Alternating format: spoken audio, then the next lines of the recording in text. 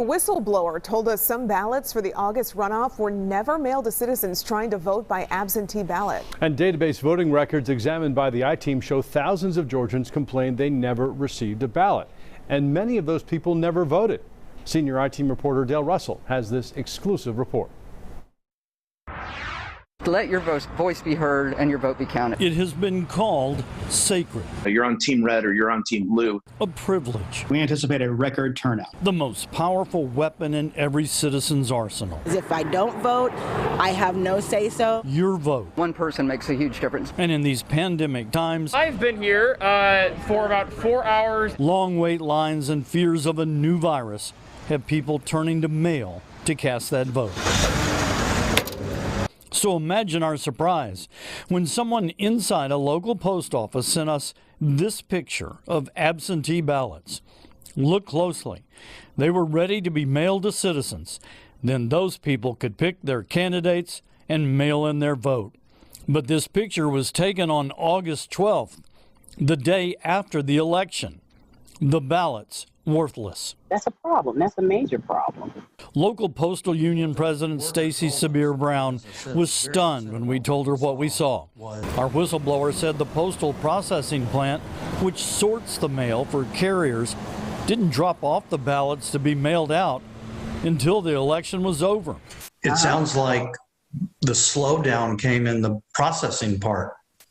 Because the machines are missing. Stacy says when Postmaster Louis DeJoy ordered mail sorting machines to be taken out of post offices across the country, including Atlanta, she said it slowed down the delivery of mail, including ballots. That's too many. One is too many. It does upset me because, like I said, I voted absentee. So, yes, that could potentially have been a ballot meant for me. Actually, one of those ballots was meant for Linda Brown. When did you get your ballot? I never did get it. I never did get it. We could read her name on one of the envelopes in the picture. She applied for an absentee ballot, checked her mail religiously. Her ballot never came.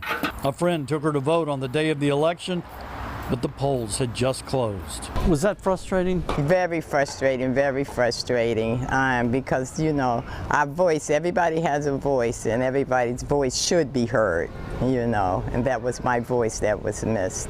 We wondered how many voices were silenced. The only way to know how many absentee ballots weren't delivered is if someone complains. Not everyone files a complaint, but some did. Nearly 3,000 people. And according to database voting records, some of those people voted in person, but some never cast a vote. It happened twice for Matthew and Samantha Britton. I'm high risk and we're taking a lot of precautions. The Brittons' voting record showed they requested their June primary ballot weeks ahead of time by email. When their ballots didn't appear, they mailed in an application. They didn't get their ballot until Friday before the Tuesday election. They mailed it in on Saturday, hoping. I kept checking on Tuesday our little voter status to see oh, please let it get in, please let it get in. Mm-hmm. And it just never showed up. So we didn't get counted. Then the runoff. Voting records show they requested an absentee ballot on August 7th for the August 11th election. Never got a ballot. On voting day, their conflicting work schedules while caring for their daughter and the hours-long lines and fear of COVID kept them from voting in person. I feel upset that I didn't get the chance to vote in the way that was supposed to be legally available and easy, and I feel like I did everything right, as far as I know, and so yeah, I'm pretty upset about that. And even more upset when we showed them the picture of the uncast ballots gathering dust on a postal work table.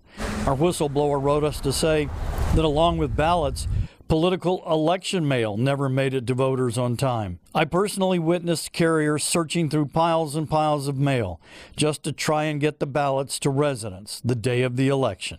What the hell's happening at the post office? In general, our mail is really reliable, and how could something that is so important end up sitting on a table not moving?